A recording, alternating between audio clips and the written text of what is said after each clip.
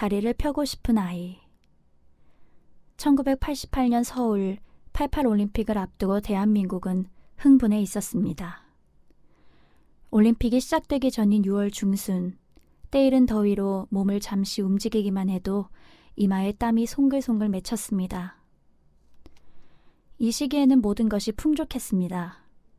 개발도상국인 대한민국에서 아시안게임에 이어 올림픽을 한다는 것은 세계적인 영광이었습니다.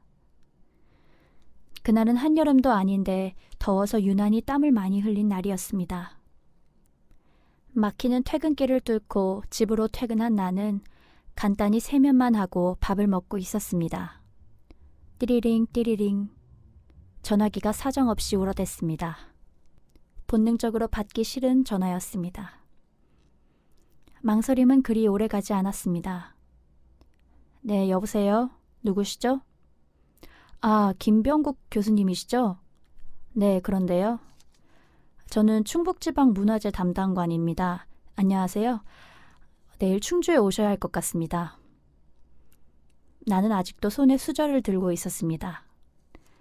전화의 내용은 청주 가래산 줄기에서 고대 무덤이 발견되어서 조사를 부탁한다는 것이었습니다.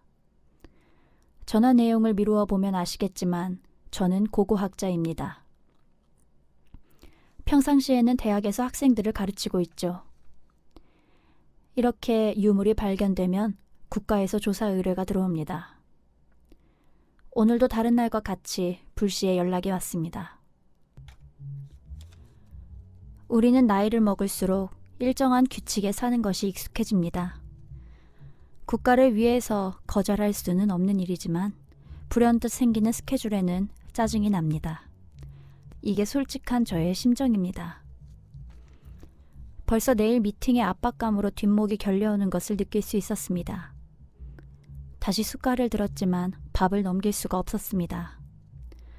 상을 무르고 내일 아침 충주 버스터미널에 일찍 도착하기 위해 잠을 청했습니다. 그렇게 설잠을 잤습니다. 내가 충주 버스터미널에 도착했을 때는 새벽 찬 공기가 햇볕에 많이 더워져 덥게 느껴졌습니다. 교수님, 제가 어제 전화드렸던 윤봉학 조사관입니다. 새벽부터 먼 길 오시느라 힘드셨죠? 네, 아닙니다. 다행히 전화 주셔서 잠을 충분히 자고 왔습니다. 조사관이라는 남자는 40대 중반의 마른 체형에 은퇴 안경을 끼고 있었다. 반갑게 인사하는 조사관 뒤로 그를 도울 문화재청 직원과 인부들이 보였다. 딱 봐도 급하게 결성된 듯 보였다. 우리는 간단히 인사하고 터미널 주차장에 대기 중인 승합차에 올랐다. 차는 얼마를 달리지 않아 가래산 입구에 다다랐다. 차를 타고 오는 동안 어색함을 없애기 위해 담소를 나누었다. 평소 나오던 문 조사관이 왜 안 나왔는지 물었다. 윤 조사관은 문 조사관이 출장 중이라서 자신이 나왔다고 했다. 차에서 내린 우리는 익숙하게 자신의 신분에 맞는 장비를 챙겼다.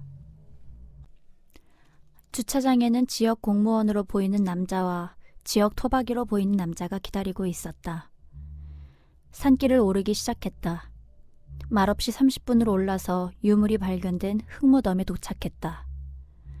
무덤은 세월의 흔적을 말하듯이 잡초가 무성하고 파괴되어 형태를 알아보기 힘든 상태였다.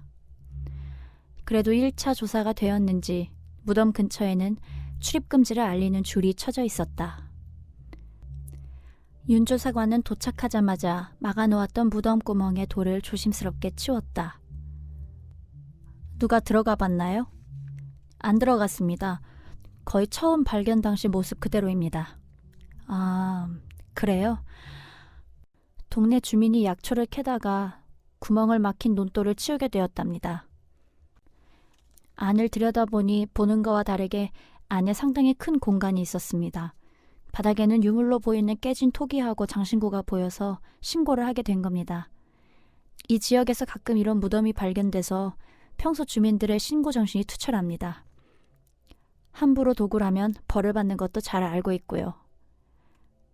나는 대답 대신 윤 조사관이 들고 있는 손전등을 자연스럽게 뺏어서 구멍을 들여다봤습니다. 윤조사관은 그런 나를 향해 침을 튀기며 설명을 했습니다. 도굴당한 무덤으로 보이는군요. 구멍을 넓혀서 사다리를 타고 내려갑시다. 인부들은 나의 명령을 기다렸다는 듯이 작업을 시작했습니다. 땅, 땅. 어느새 사다리가 내려갈 만큼 구멍이 커졌습니다. 넓혀진 구멍을 통해 사다리를 내렸습니다. 나보다 젊은 윤봉학 조사관이 먼저 사다리를 타고 내려갔다. 나는 뒤이어 천천히 내려갔다. 먼저 내려간 윤 조사관이 내가 안전하게 내려올 수 있게 사다리를 잡고 있다.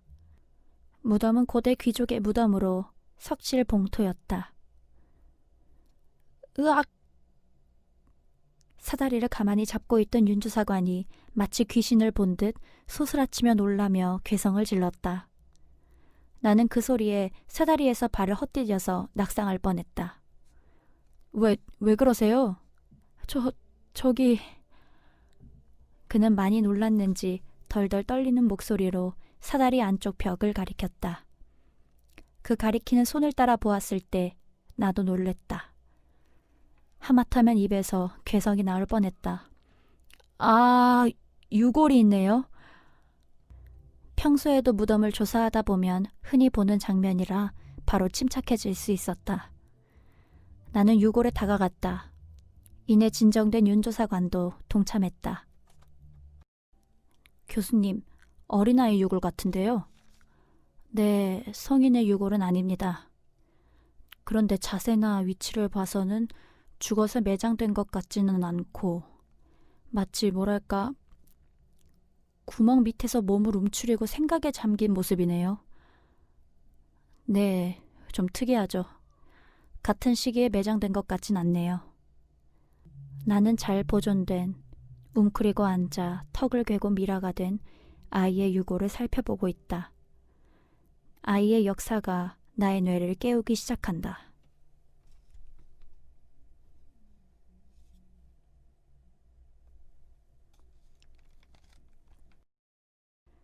(1938년) 미 시골 마을 꾸미가 사는 동네입니다.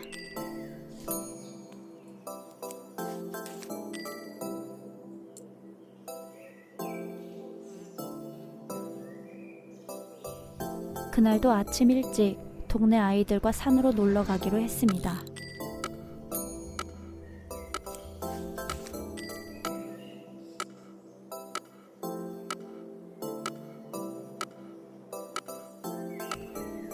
꾸미는 같이 가겠다고 떼를 쓰는 순덕이를 데리고 갈 수밖에 없었습니다.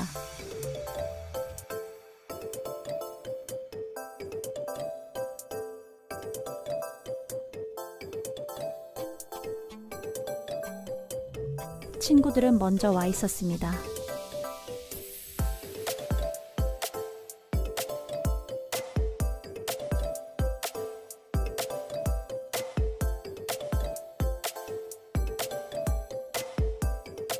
아이들은 꿩 사냥을 하기 위해 수풀에 숨습니다.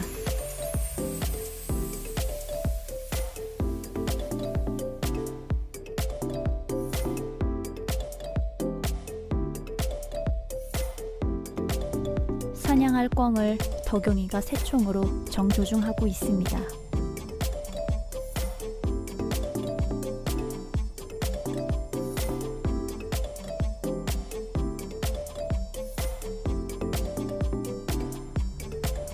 새총에 맞은 꿩은 풀숲으로 숨었습니다.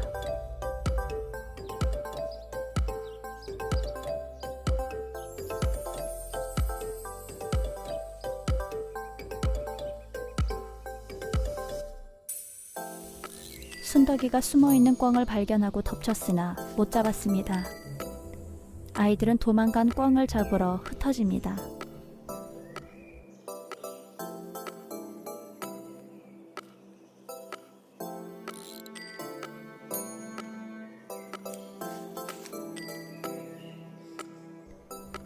시간이 흘러 아이들은 잡은 꿩을 모닥불에 구워 먹고 있습니다.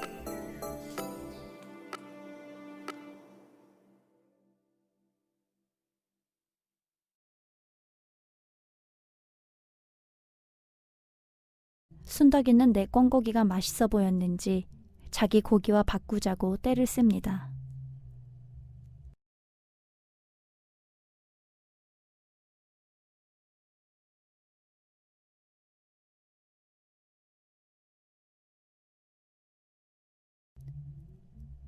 꿩고기를 다 먹은 아이들은 모닥불을 끄고 산을 내려오려 합니다.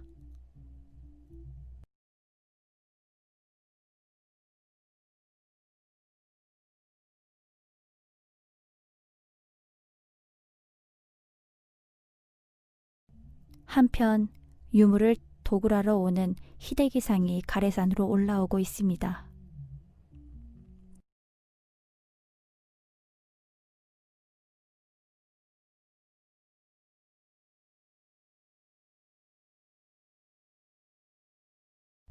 포악한 희대기가 도굴범 병구를 혼내주려 합니다.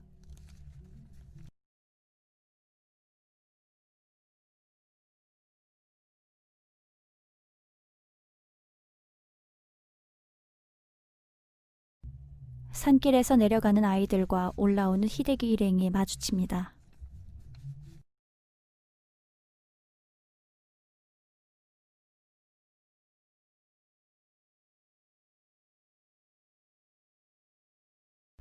순사 토시키가 문화재 수집가인 일본인 희대기에게 귓속말을 합니다.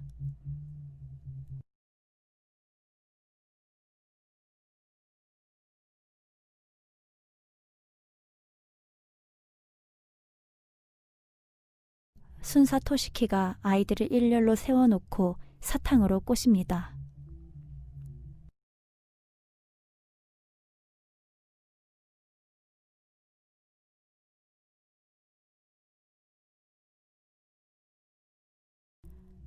순진한 순덕이가 토시키의 꼬임에 갈등합니다.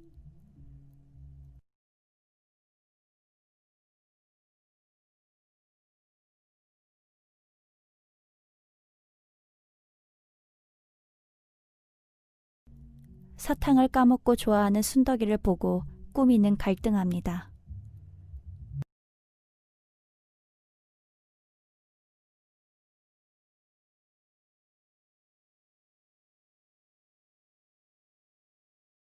고민하던 꾸미는 가족을 위해 희대기 일행을 따라가겠다고 합니다.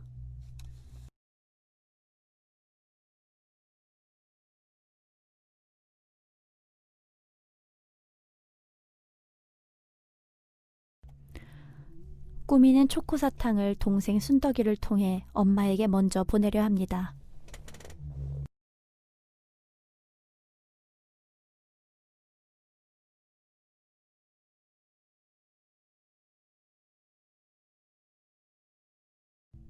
꾸미는 쫓아오려는 순덕을 말리고 토시키 순사를 따라갑니다.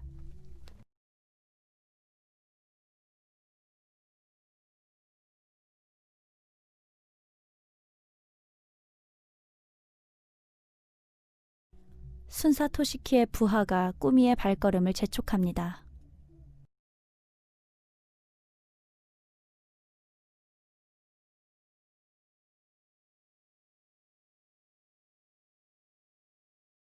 숲길을 걷던 희대기 일행은 숲을 속에서 무언가를 발견합니다.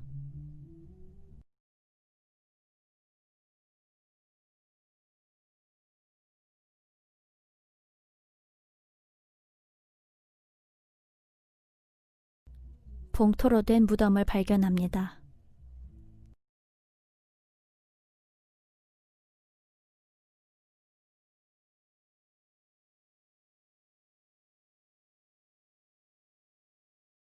돌무덤을 파기 시작합니다.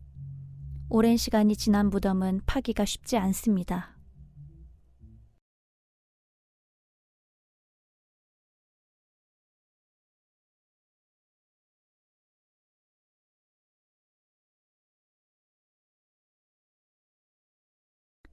순살 토시키는 일이 더디게 진행되자 전문 도굴범 봉구에게 명령을 내립니다.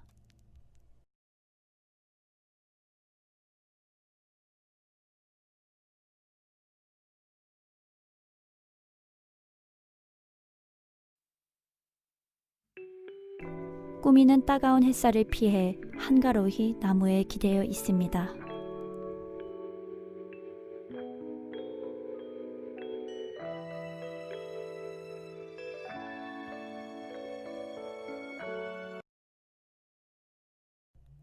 도굴 작업은 많이 지체되고 있습니다.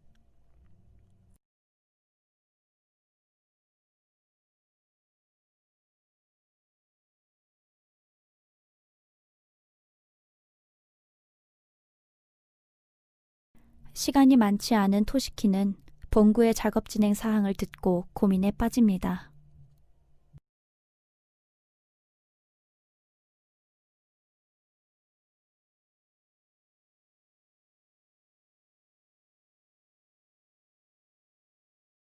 문화재 수집가인 히데키도 일의 진행 사항이 궁금한지 회중시계를 보고 있는 토시키에게 말을 겁니다.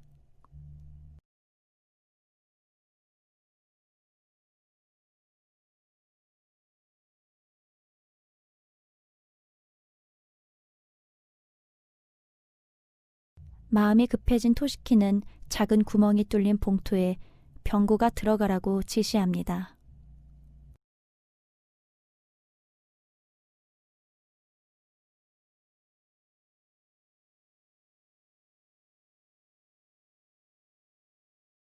성인인 병구는 머리가 걸려 들어가지 못합니다.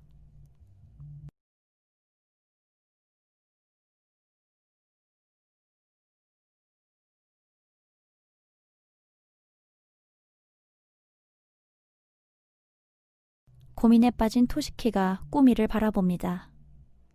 그리고 도굴범을 시켜 꾸미를 데리고 오라고 시킵니다.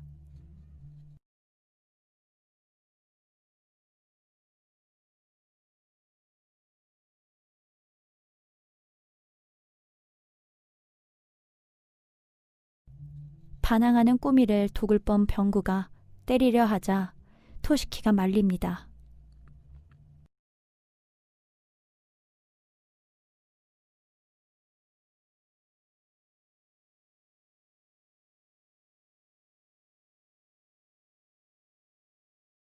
순사 토시키가 무덤의 작은 구멍으로 들어가도록 꾸미를 설득합니다.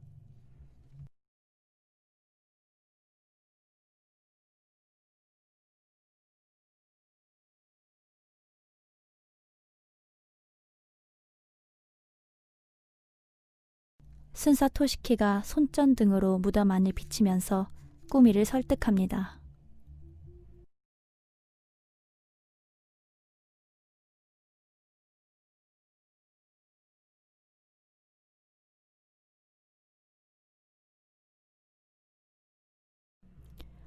토시키가 꾸미에게 초코사탕과 함께 쌀까지 주겠다고 꼬신다.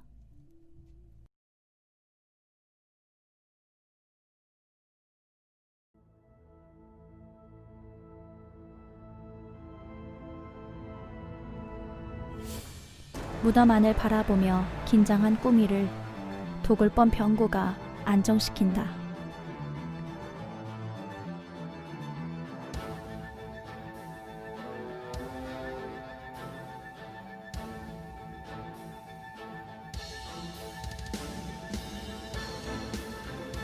꼬임에 넘어가 들어가기로 한 꾸미가 작은 구멍으로 쏙 들어간다. 그러나 꾸미의 발이 땅에 닿지 않는다.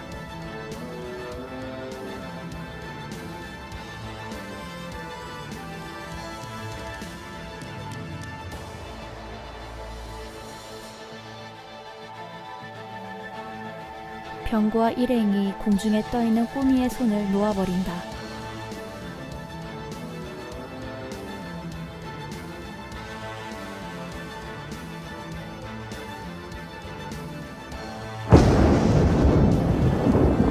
무덤에 그대로 떨어진 꾸미는 충격으로 정신을 잃는다.